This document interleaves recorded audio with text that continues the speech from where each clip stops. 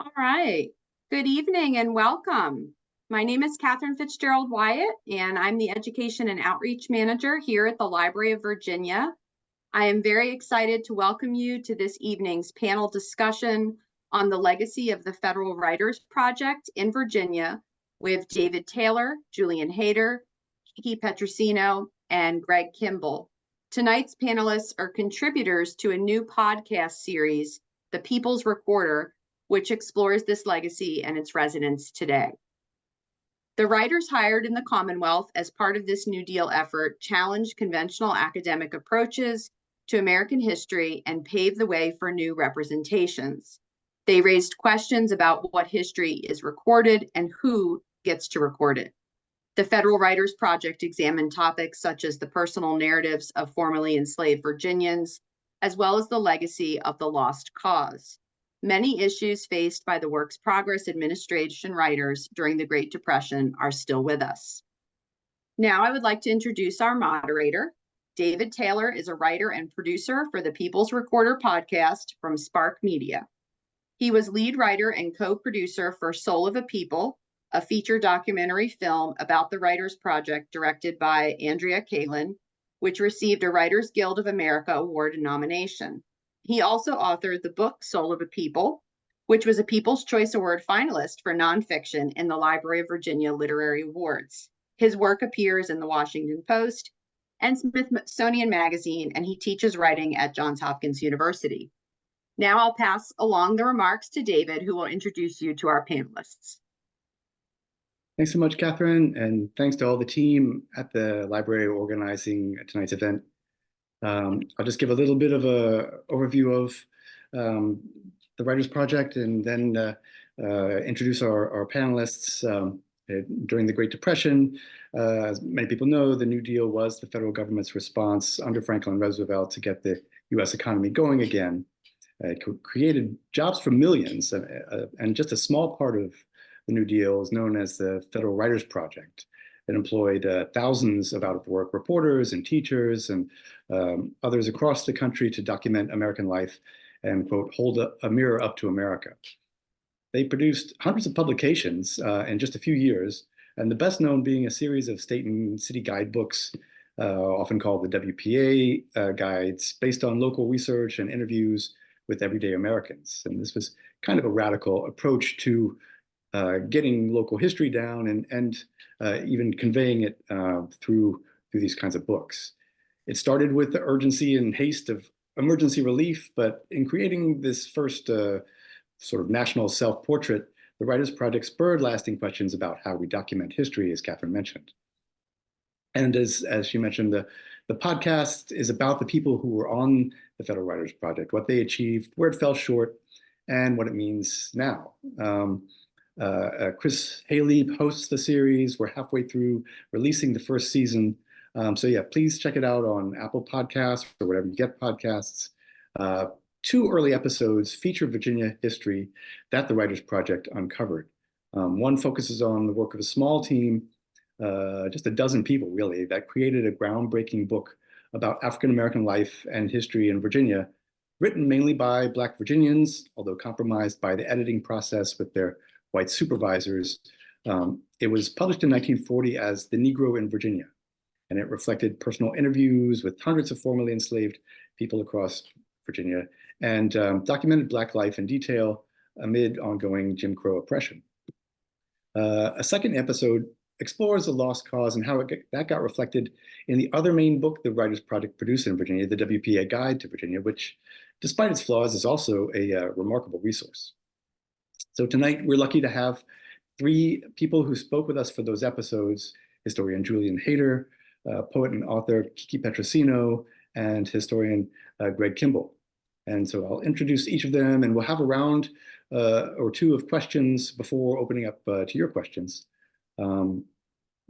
As Catherine mentioned, the Writers Project tested less academic approaches to history, including folklore research and early oral history, which were not then standard. One historian called it a great listening project. So we could go in several directions in looking at the legacy of the Writers Project now. I'm as a Virginian myself, I'm interested in some where they came up against obstacles, and there were many. But one of the most amazing I felt was the effort to document Black history and the challenge of getting it made at all. And so I wanted to hear more about that process. And so many of my questions will go there.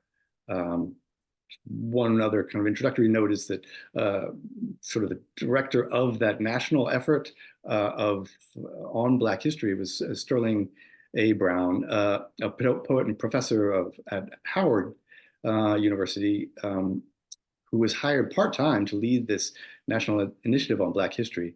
And Virginia was his pilot effort. And that's where he hired Roscoe Lewis. Roscoe Lewis was a fellow Howard alum who taught at Hampton University, the HBCU near Norfolk.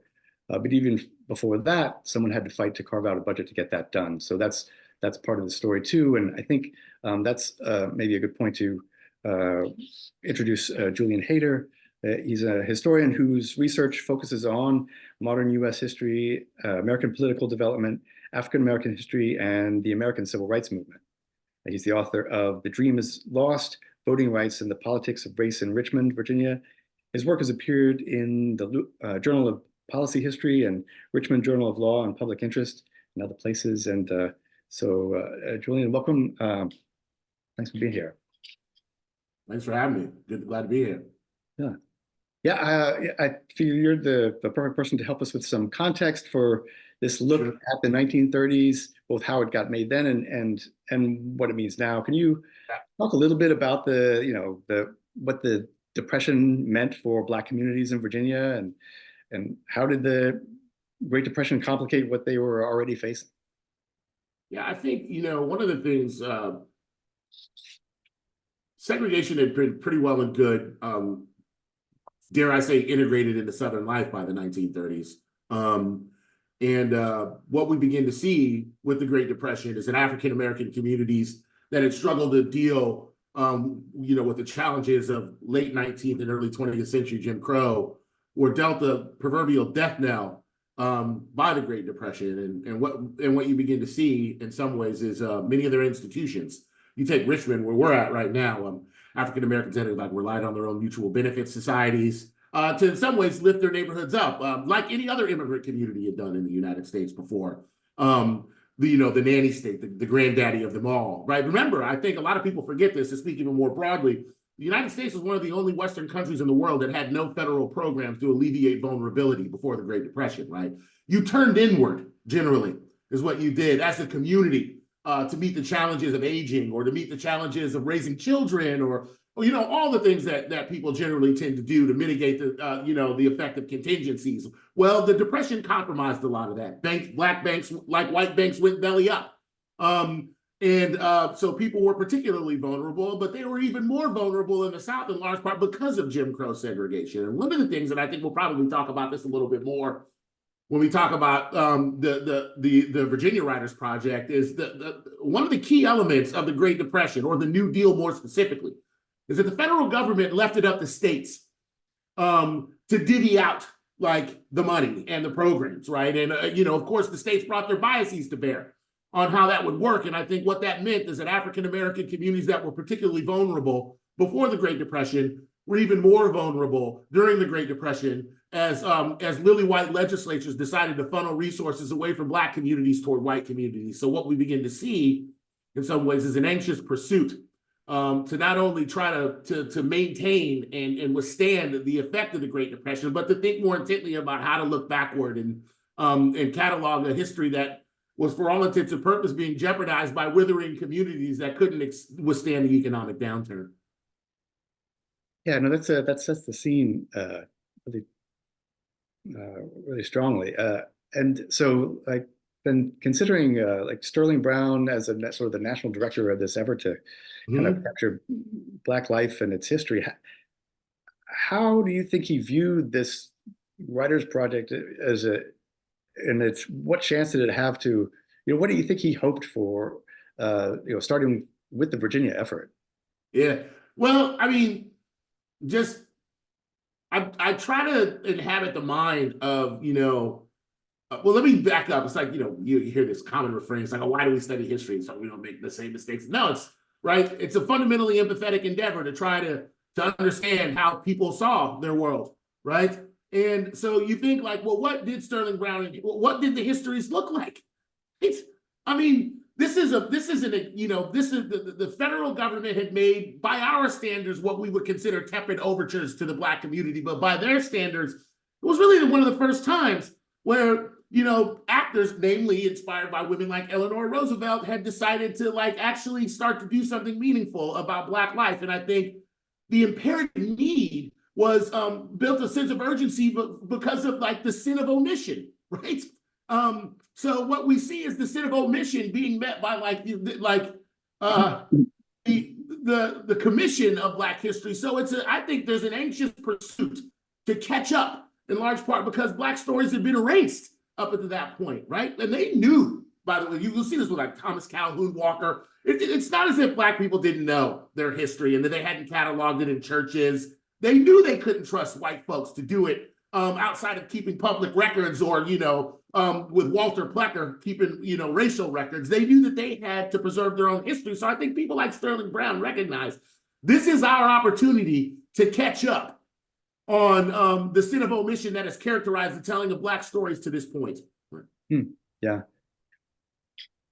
You mentioned Thomas Calhoun Walker, maybe just a brief kind of capsule of his role in this. And Right. So when the VWP comes to Virginia, of course, it's initially organized and run by white folks, and there's pushback against this. And so what we begin to see is the natural Roscoe Lewis and Thomas Calhoun Walker become Thomas Calhoun Walker, by the way, was born into slavery. He's educated by Confederates. And he's just this brilliant dude.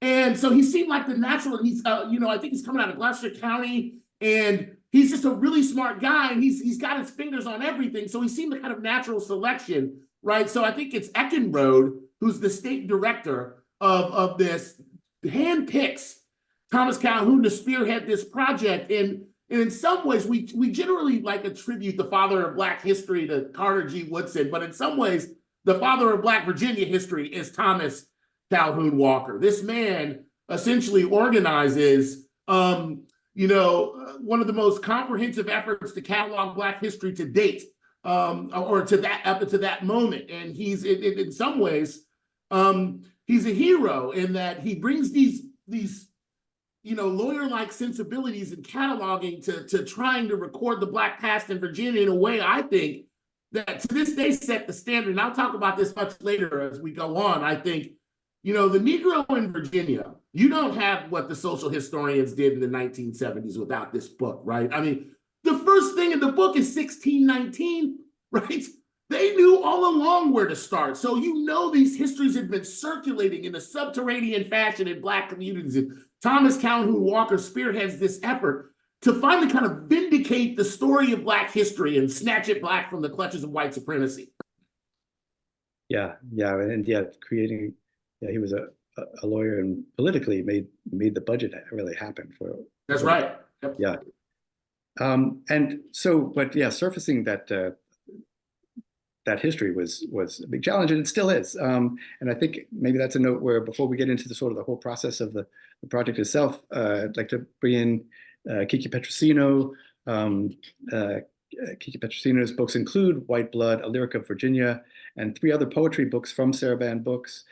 She's also contributed to anthologies, most recently one from Ada Limon, the poet laureate. She directs the UVA creative writing program and holds graduate degrees from University of Chicago and the University of Iowa Writers Workshop. Her memoir, Bright, was released from Sarabande in 2022. Her words include a DeWitt Wallace Reader's Digest Fellowship from McDowell Artist Residency, a Pushcart Prize, and a fellowship in creative writing from the National Endowment for the Arts. So thanks, Kiki, for joining us. Thanks for having me. It's great. Sure, and I know that, I think for a lot of people who don't know about the kind of the Writers Project or this this approach to Black history that it offered, I feel like your experience researching your own family's history in Virginia is maybe comparable in terms of what people would often find now in terms of all the research that goes into it. I wonder if you could, your book White Blood goes into that research, and it really struck me when I read it. I wonder if, like, in the context of the history we're looking at, could you say, how you and your mother approached those threads, kind of finding that, and how did things like interviews and documents drive your research? What did you kind of discover that maybe in looking back through the lens of the Writers Project kind of resonate or you see differently? Yeah, thanks so much for that question. Tonight I did bring, I have a copy of my book here, which is a poetry book, White Blood. I also have a copy of The Negro in Virginia right here on my table pretty much at all times. I started writing this collection of poetry, White Blood, right around 2015, 2016, after my grandmother passed away. She was only about a month from turning 100 when she passed away. And all of her family come from a rural county in central Virginia called Louisa County. She was born in DC, but her family were originally from Louisa, and so that's where she spent her early childhood. And as I was learning about my grandmother's story, I had the luxury and the benefit and blessing of being able to have her for many years. And I got to learn her story. I found out why it was she was born in DC. It was because my great grandmother wanted to live in DC. I found out why they came back to Louisa, because my great grandfather couldn't really find good work as a Black man in DC following a huge riot that happened in 1919 in DC. He moved back to the country, he moved the family back. And so I started thinking about what my relationship is to Virginia, given this kind of layered history that had to do with my grandmother's life. And at first I thought I was going to just write a book of poetry that would be about her life and her accomplishments. But then the book quickly expanded as I brought my mother into it, kind of to supervise, honestly, the research and to provide a foundation for some of the oral history that I was exploring and remembering.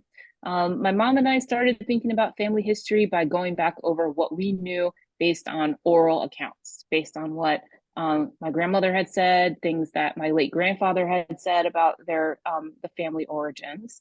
And so, once we had like a couple counties in place to explore, we took a few research trips into Central Virginia. I'm also an alum of the University of Virginia. I went there as an undergraduate student. But at the time, I didn't really make a whole lot of connections between the fact that I chose to study in Virginia and all of my family roots. So I was kind of always circling this part of the country and these stories for many years. Ended up spending a bunch of time at the Louisa Historical Society, corresponding with archivists and historical society staff at in various other counties, and slowly but surely kind of piecing together a tale about where my ancestors lived during certainly during the period of Reconstruction and Jim Crow, but pointing back to before that time, to before emancipation.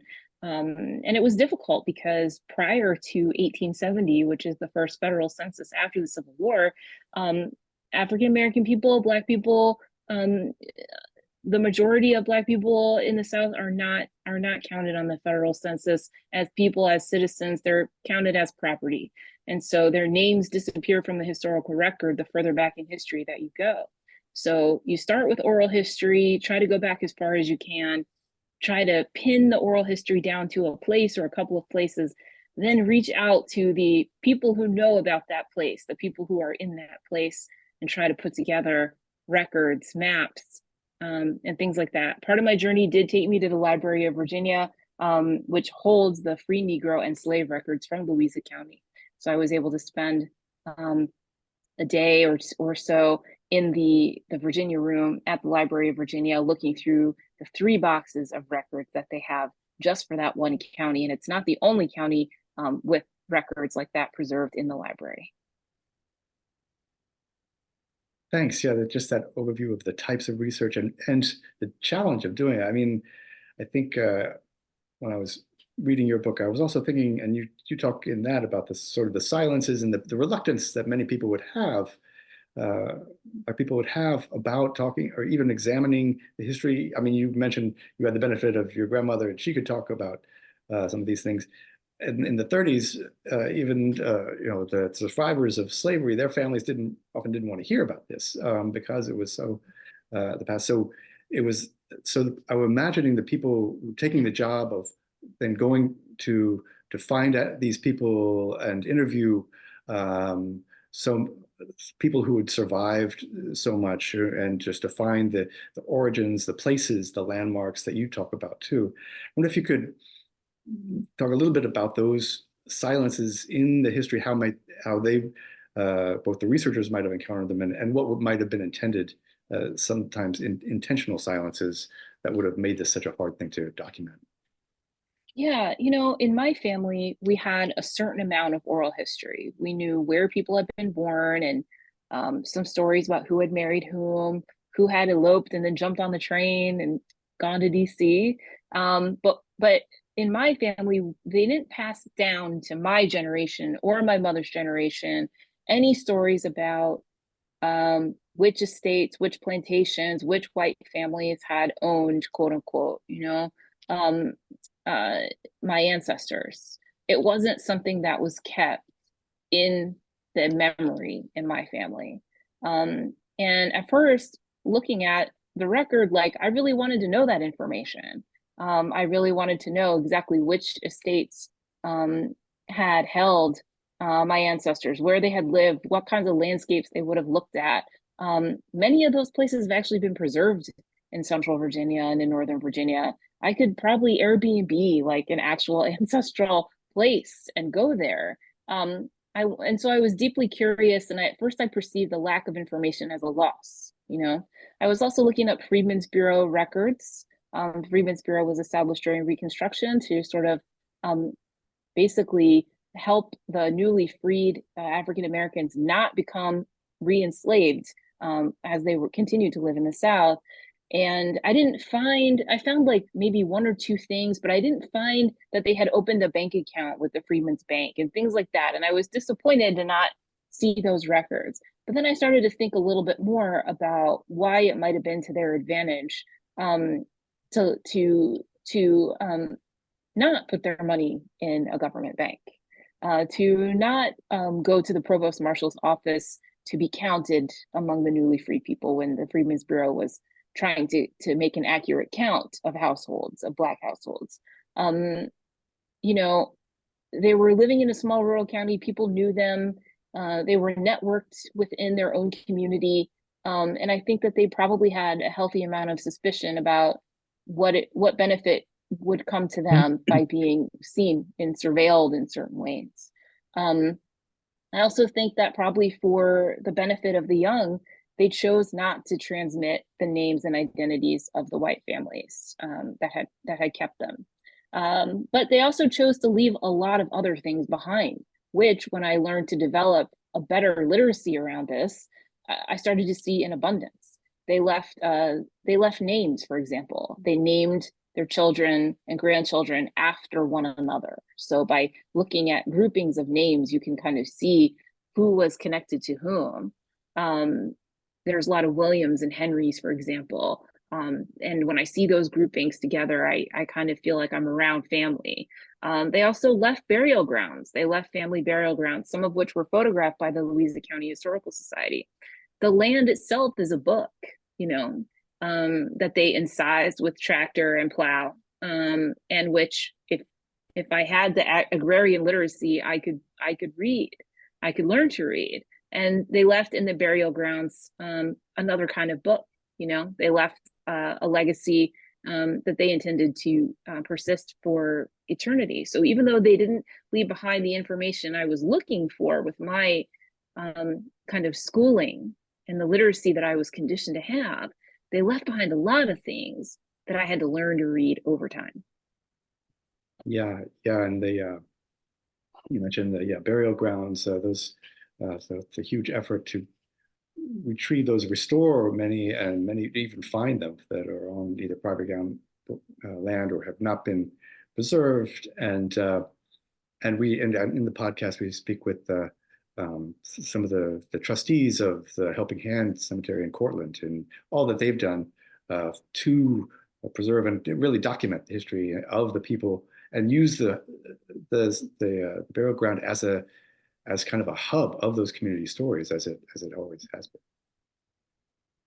But yeah, getting down just even the framework of this history in the book, The Negro in Virginia, with all the sort of the essays that it has about the economics and history of Black life starting from 1620, as Julian said, was remarkable.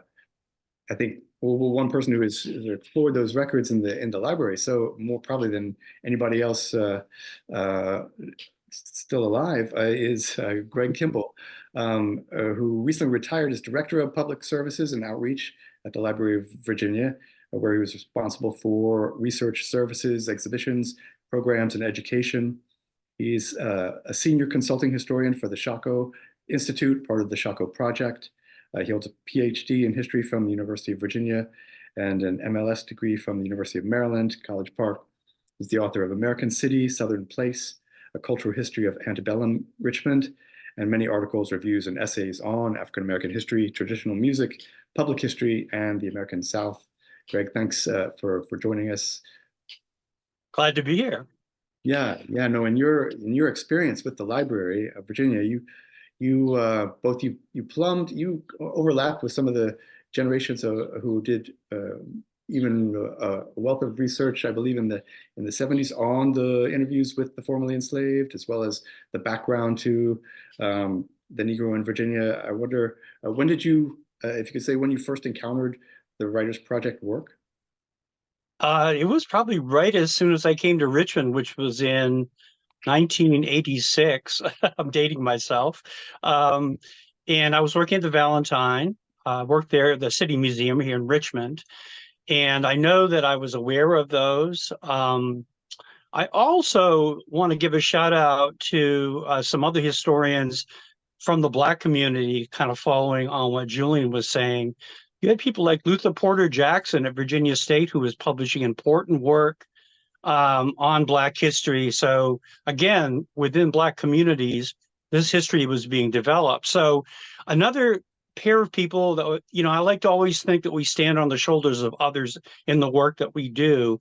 And Chuck and Nan Perdue, who are at University of Virginia, they published an incredible volume called Weevils in the Wheat, which brought together in print all of the known WPA narratives of former enslaved people. They also did a book called Talk About Trouble, which mined the life histories. So that book, there is no, as far as I know, nothing like it for another state. And one of the most important things about it is people don't realize these are not all in one place. The Library of Congress has copies. We have copies. Well, I say we. I'm retired now. The Library of Virginia has copies. UVA has copies. Hampton has copies. And they brought that all together in one convenient book. And really, if you want to know about the project, I highly recommend you just read the introduction to that book, because it'll tell you everything you need to know, really, about the narratives and how they were created. Talk About Trouble. Yeah. Well, I would, for the larger picture, but particularly Weevils in the Wheat, if we're thinking specifically about the African-American narratives. Right. Well, and I guess, you also went into all the collections of the narratives at the library, and even the accounts by some of the interviewers about finding the formerly enslaved, how to just go, obviously before the internet, before any really reliable databases for finding people, addresses, trying to go from one place to the other. Claude Anderson, I know, left an account of his experiences, and you have given talks about Susie R.C. Bird, I believe, in Petersburg. I wonder if you could say a little bit about her and her experience. And she's a great example. and Claude Anderson. One of the really unique things about the Virginia Project was almost all the interviewers were also Black. And it's clear that made an enormous difference in what they heard from the people they were interviewing, not surprisingly. Susie R.C. Byrd, she was born in Keswick in Albemarle County. And when she was a young girl, because of a family situation, she was adopted by her aunt, her mother's sister, in Petersburg. So she grew up in Petersburg, attended Virginia State University. She was really well known in the community. She had a teaching degree, so she taught. Important member of Zion Baptist Church on Burn Street in Petersburg. She was an NAACP member. She was a doer, I guess you would say. And not surprisingly, she knew everybody in Petersburg. So she was really the perfect person to be tapped to do this work. She had already worked for another WPA agency, and I think probably Luther Porter Jackson, who she knew had some involvement in hooking her up with the project. So she also wrote her own life history, which is this wonderful 8-page document that in the third person, telling about her story, her life, and she recounts in that her encounter with a Reverend John Brown on the streets of Petersburg, who she knew was one of the most elderly people who had been enslaved in Petersburg. And she talked to him about the project. And one of the most beautiful parts of that narrative is he kind of says a prayer over her. Basically says to the Lord, help this woman write our history. It's just very, very, very touching. And so Reverend Brown suggests that they meet at his house and bring other people that they know from the community to have a group session, which he continued to do. In fact, they even recorded some music. So some spirituals. Right. In fact, yeah. So I think all of these folks were, again, they were part of the community in a way that interviewers in other states just weren't. So they knew everybody who they were, their stories. So she was just the perfect person to do this. And so, yeah, I mean, I think she's one of the most fascinating people in this whole project. So, and I just mentioned that she was innovative too. She and Roscoe Lewis, her supervisor, recorded. They borrowed equipment from UVA to actually record the songs of that group of this enclave of survivors, and singing it's in the podcast and the bonus material. It's just amazing to hear those voices so vital now. You've given presentations about her, like in Petersburg. I was wondering, what responses have you gotten in communities where you've given these things, and how do people connect to them now?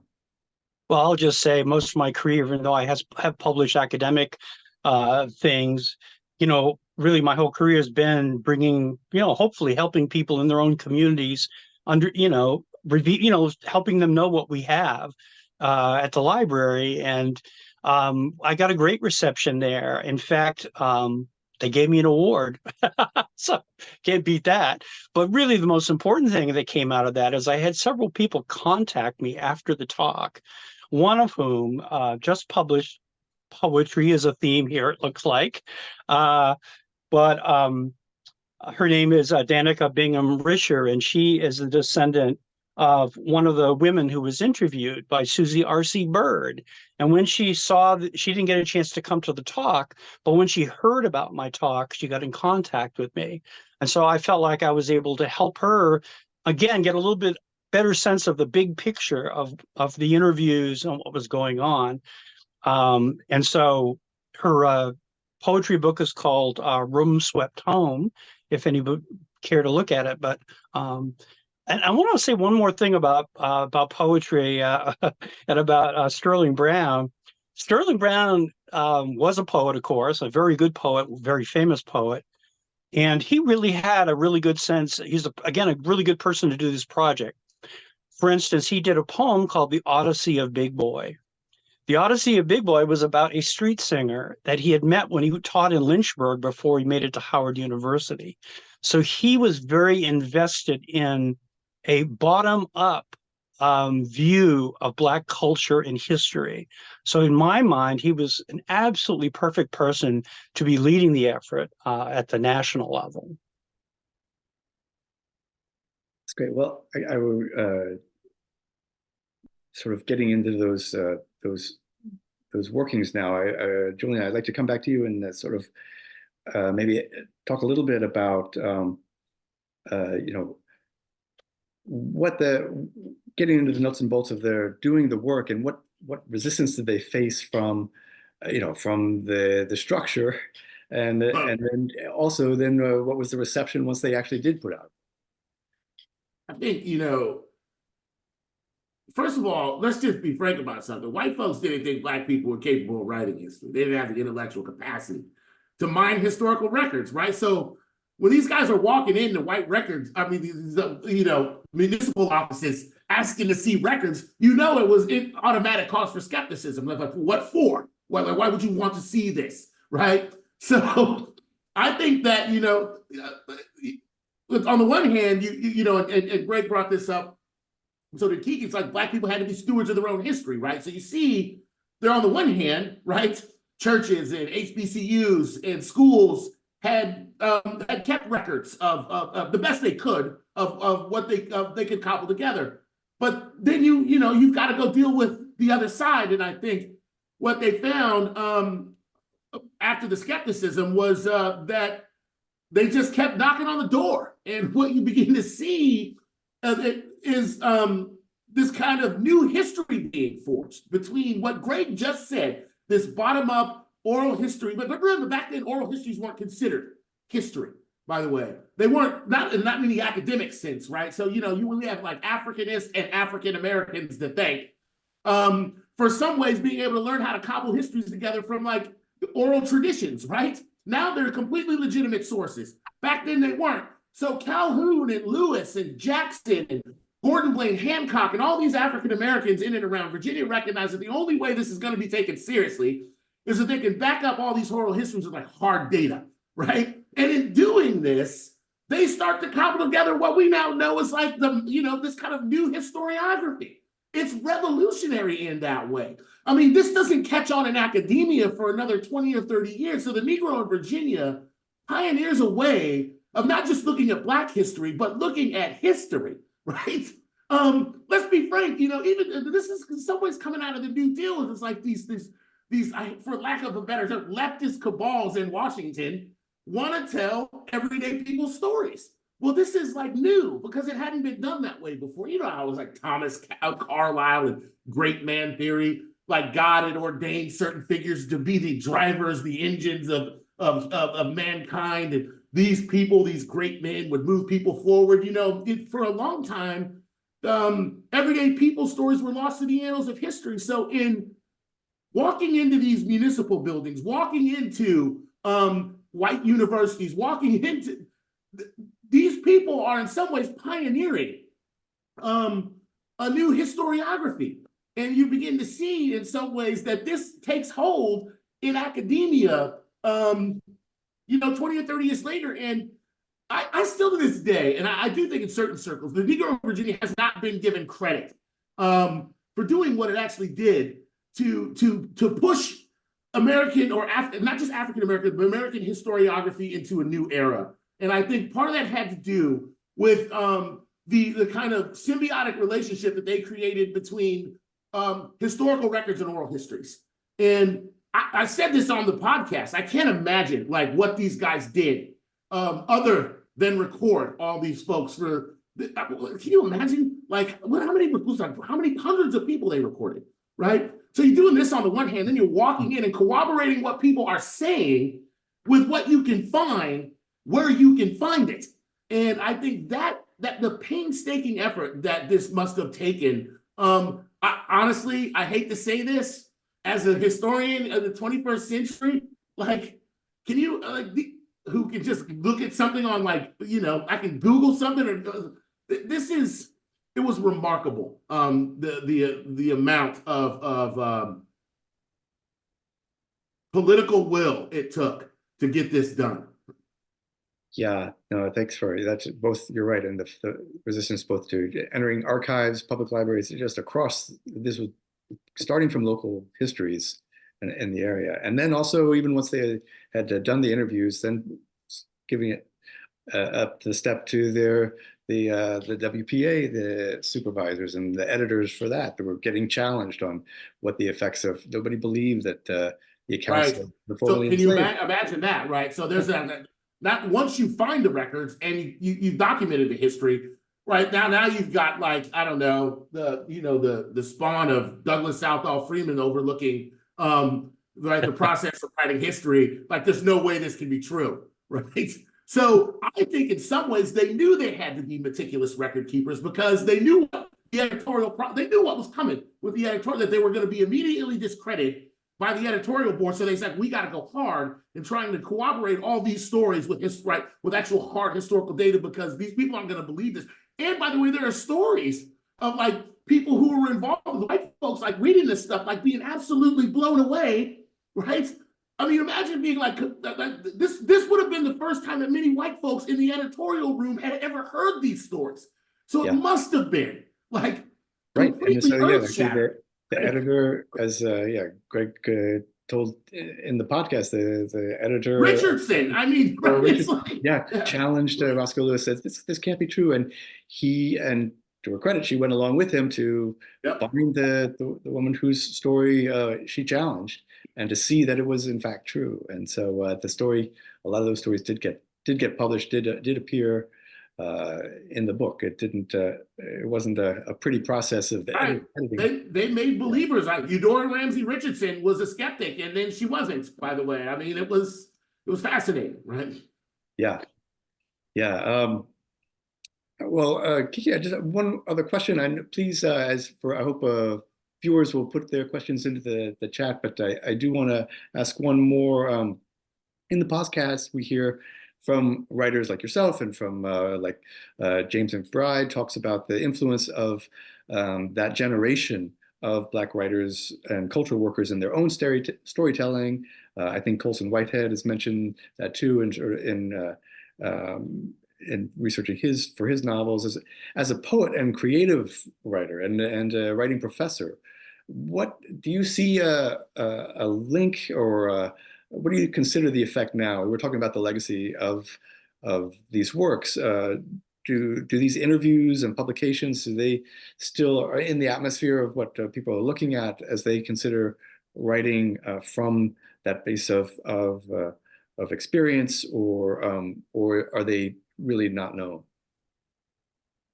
Well, I think, it depends on who you're asking. I think there are some writers who know about these narratives quite well. And there are other writers, I think, who maybe they're more familiar with, like, Studs Terkel or someone else who is sort of active around the same time, but interviewing different kinds of people. They may already know about Alan Lomax and the musical projects, that happened in the 20th century. For me, I find these narratives continue to compel for what they preserve of memory, collective and individual memory, and region. They also, I think, impart to writers how important it is to approach communities with sensitivity, with respect, with a kind of authenticity in one's approach. We find that in Zora Neale Hurston's Barracoon. When she comes to visit Cujo Lewis, she brings gifts. She comes and sits with him. She wants to listen to his stories. She doesn't try to speak over top of him. She writes down what he says, but as a trained anthropologist, her kind of transcription or her way of relaying his voice is very different from what we see in some other narratives that were transcribed by white interlocutors, who some of them changed the diction to fit a preconceived notion of what Black people sounded like. So the records themselves are very rich, not only for what they communicate about what the era of enslavement was like, but also in the ways that they show writers how to approach information, how we approach information, how we synthesize information, and how what you bring to the page and what you bring to the interview often shapes the results that you get. So, I mean, when I teach archival poetics at the University of Virginia, I try to cultivate that sensitivity and that empathy as students approach archive. But I also want, especially my students of color, my students of marginalized identity, to feel comfortable in the archive, to feel empowered to be in those spaces and to interact with those experts. It really can be an incredible conversation that artists can have with public historians. And I think that the University of Virginia in particular is well positioned to advance some of those conversations. That's a good point. See, there's one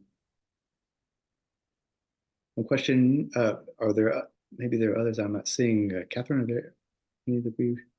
Yeah, we've got a question that we've got somebody joining us from Tokyo. And I think they were just interested in more on the Negro in Virginia and on Lewis specifically. If anybody, I think somebody dropped a link to maybe a biography. Yeah, I dropped one to David's Medium article, by the way.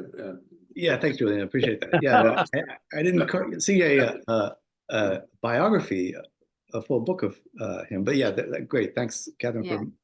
For, and I also just dropped in the chat. Encyclopedia Virginia has a good entry on the work and the kind of the reception when it was published in 1940. I just dropped that in the chat.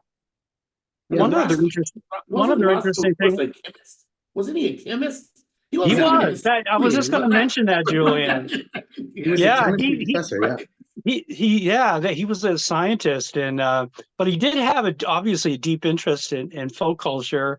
One of the things that's, again, this is a really tight interlocking world of Black academics. His brother taught at Howard with Sterling Brown, so like that, everybody knew each other. But yeah, it was an interesting choice. But Hampton, of course, was a logical place to base the program. Sure. Absolutely. Yeah, and he, Lewis did teach chemistry, but he continued even after the publication of the book. I mean, he continued to find like formerly enslaved to interview. He traveled as far as Georgia he proposed another book that he never got to publish, really synthesizing all his work about it. But I'm not sure that there's a biography out there. There probably should be. His papers are at Hampton University. Yeah.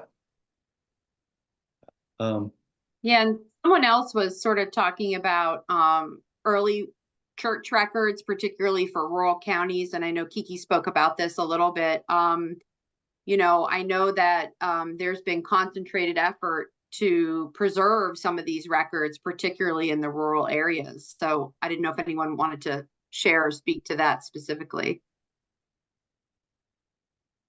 Well, can I just pan out on that, though? I think we'd be remiss if we missed the like one of the presuppositions of the lost cause is that Black people weren't prepared for freedom, right? Well, how do you write the Negro in Virginia in 1940 if Black folks hadn't kept their own records, right? They knew that day was coming, right? They hedged their bets against the sin of omission by keeping their own stuff. And I mean, this book would have been impossible to write had African Americans not been stewards of their own history. And I mean, it's amazing because it demonstrates in some ways the kind of institutional, great interconnectedness of all this stuff, where it wasn't hard for these guys to, talk to a cousin or a brother who was an academic, or they kind of all knew one another in some ways. And I think what that demonstrates is how precisely paranoid Black folks were about, their history being washed away. So there's this defensiveness, if you will, of guarding their communities, of guarding their history, of guarding their children against, the rising tide of Jim Crow. And it was one hell of a gamble in some ways. Yeah, there was one of the coolest. I was just going to say, David, one of the coolest things about listening to the podcast for me was finding out the central role that Hampton played in this project. I mean, I actually am the great granddaughter, and daughter of Hamptonites. You know, so in my family, we have on the Black side of my family, I'm a fourth generation, you know, person who had a college experience because of HBCUs and specifically because of Hampton. So when we think about literacy and Black literacy, Black cultural production, Black excellence, HBCUs are a huge part, just a huge part of that. And I think that it's wonderful that Hampton is getting recognition in the podcast for being that important repository and wellspring of that work. It is And amazing. there was that. I wouldn't Audrey mind Davis, throwing out another props to Hampton too. And I'm pretty sure, Catherine, you could probably tell us that the newspaper project at the library, chronicling Virginia Chronicle, has digitized the Southern Workman, which was a kind of a periodical that Hampton published in the late 19th century, and it has an enormous amount of great folkloric material in it. So that's and you can go into that and you can actually do a keyword searching in it. So Hampton, for a long period, even from its founding, was documenting Black culture. They also published a number of songbooks over the years of music that from the students. And so this, for as someone doing the history of African American music, it's gold. So Hampton's very important in historical Black memory. Yeah, I was just going to say Audrey Davis, who's in the podcast also, who leads the Alexandria Black History Museum, talks about her family's connection to Hampton and to warm memories of basically family holidays. Right. I think it's critical too that we recognize that no comprehensive effort to tell a story of another state's Black history existed. Right. I mean, this is it. And I think it has. And I hate to. I don't hate to say this. I actually love to say it. It's Black Virginia exceptionalism, I guess, in some ways. Right. Like, I mean, it's. Well, I mean, think about, but you know, think about how amazing it would have been to have had that other volume, you know, that he was working on, and also as I think about it, how wonderful to have had Kentucky and Tennessee and points west, from which a lot of Black people from Virginia were moved as white families moved to the West. And brought the institution of slavery to the West. I mean, I spent the first decade of my academic career in Louisville, Kentucky, where people, you know, I was living in Jefferson County, Kentucky. You know, there's a lot of Black history that connects Virginia with the rest of the South, and particularly the states that are adjacent to Virginia. Yeah, I was thinking the same thing as you talked about, you know, your connection with Hampton, like. It's the same, like, you know, the revolving door in Richmond and then Freedom's Fortress in Hampton. I mean, I can't imagine how many African Americans' lives are implicated in the kind of self-emancipation that I say that took place at Hampton. And there were thousands of people, right, that during the Civil War that ended up depositing themselves in that space.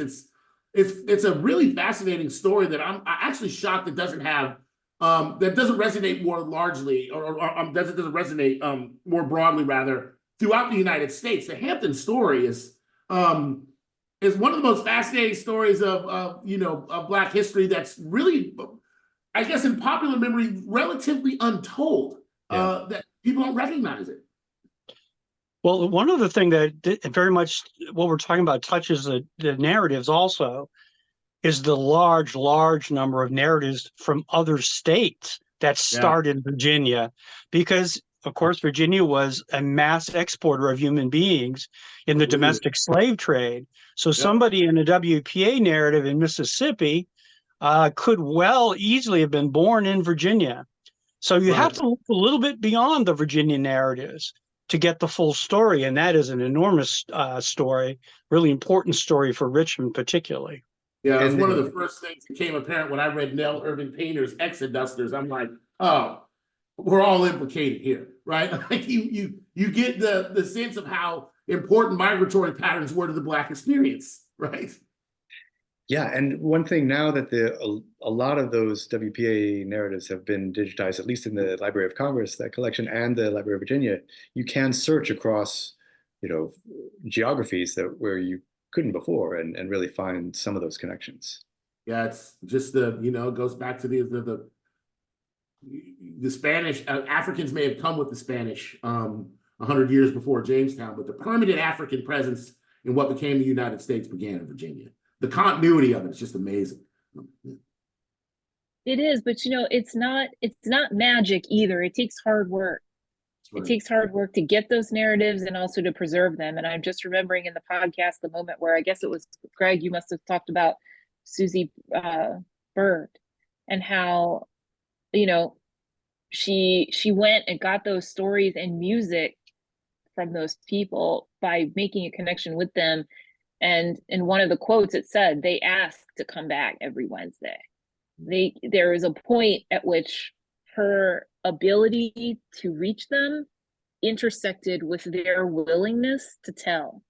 And that's something that I even experienced with my grandmother too. Like once she got up into her 80s and stuff, she was willing to talk about things and tell me her story that she wasn't going to tell me when I was younger. And I feel like, it became my job to be there at the right time to be connected. And this project folks did that. Right, and your point about showing the respect and that turning on basically on the tap by making that effort, and sure how you asked those questions to your grandmother, and how the interviewers like Susie Bird approached the elders, say, okay, yeah, we do want to get together, and it sort of generates even more of those stories, those memories. Any other questions, Catherine? I see some really great comments. I'm just going to share a little bit.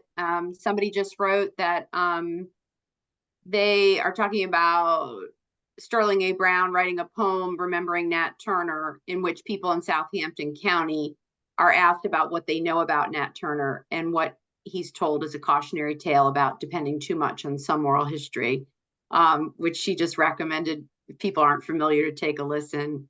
And this person writes that they're a Virginia playwright. And so have kind of, again, thinking about what Kiki was saying, I just wanted to ask kind of a question that's maybe more about legacy and just something that I've seen. I work a lot with the education community, with teachers and students, and the focus on local history and on just oral history and getting young people to connect with what we might just think are ordinary people and their stories has really just grown tremendously.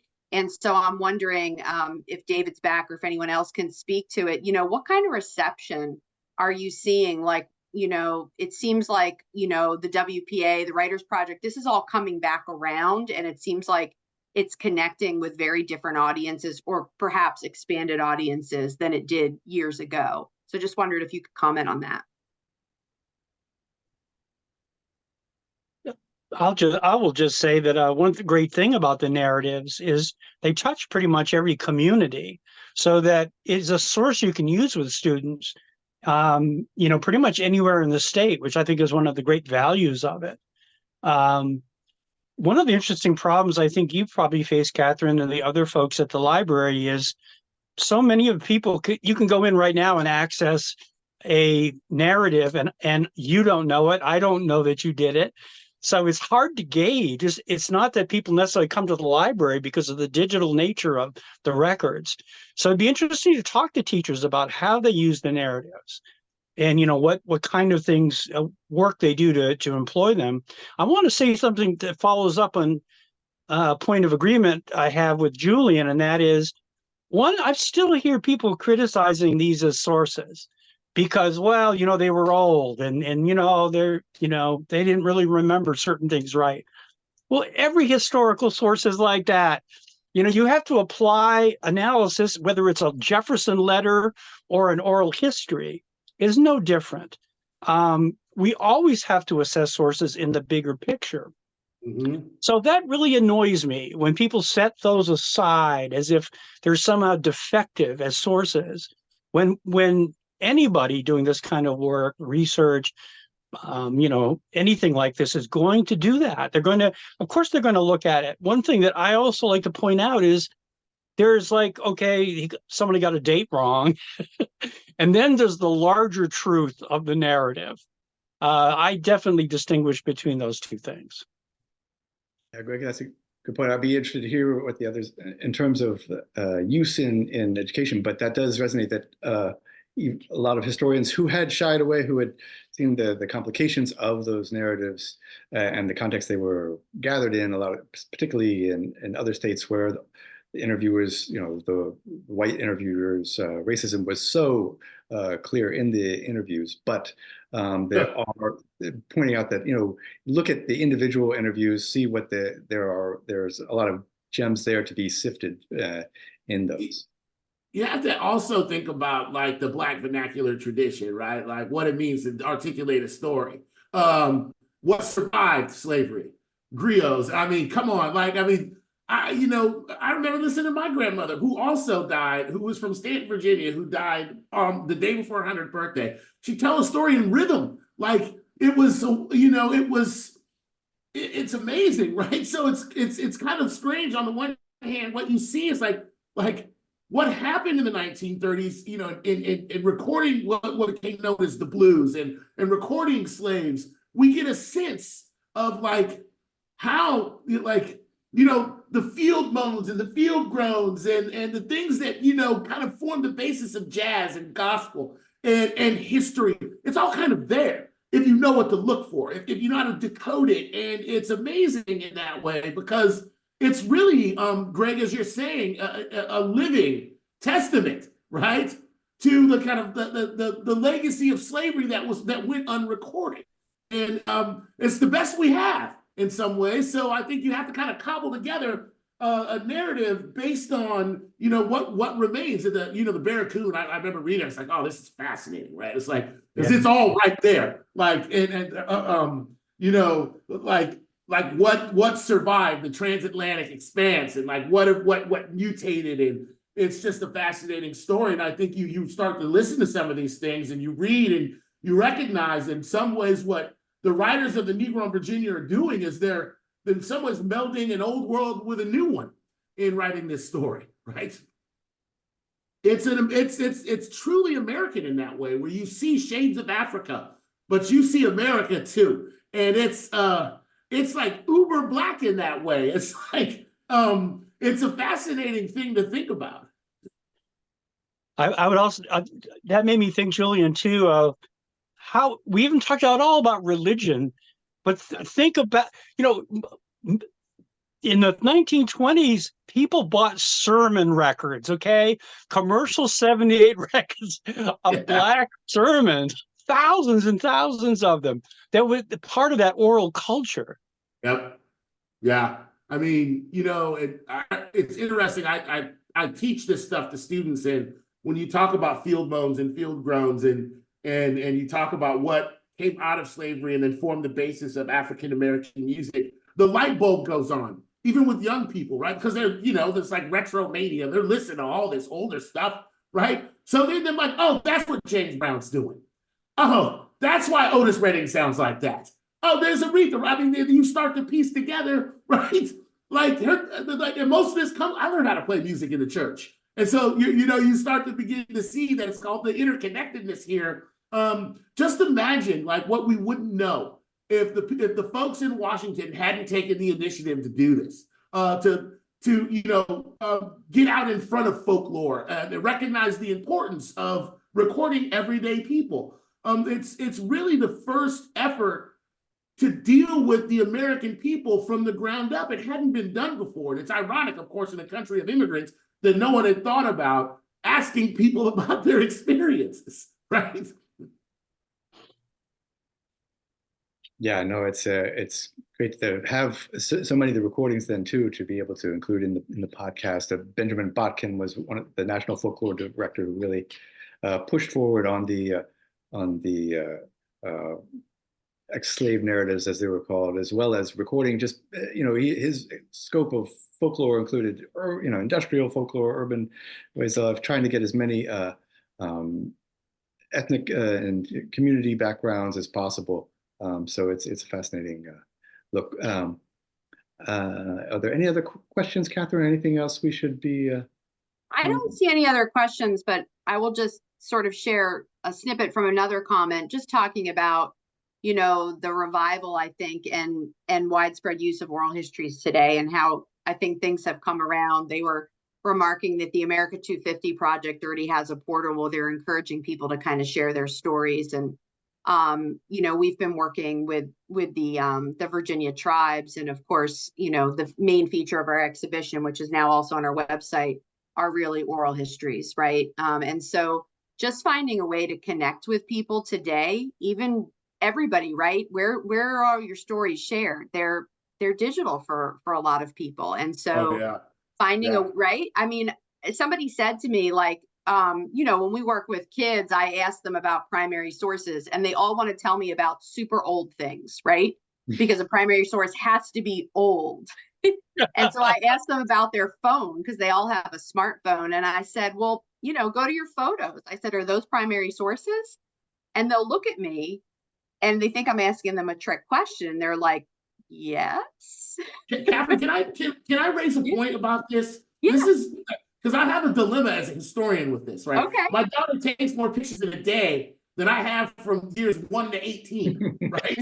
I mean, the record of my daughter's 16 years is extensive, right? In photographing, and I wonder, so I've had this dilemma as a historian because of this over document, just how people are going to write histories of this era 70 years from now, with all of this evidence. Like, we're sitting there talking about people trying to cobble together a narrative from limited sources. That's not going to be the problem 70 years from now.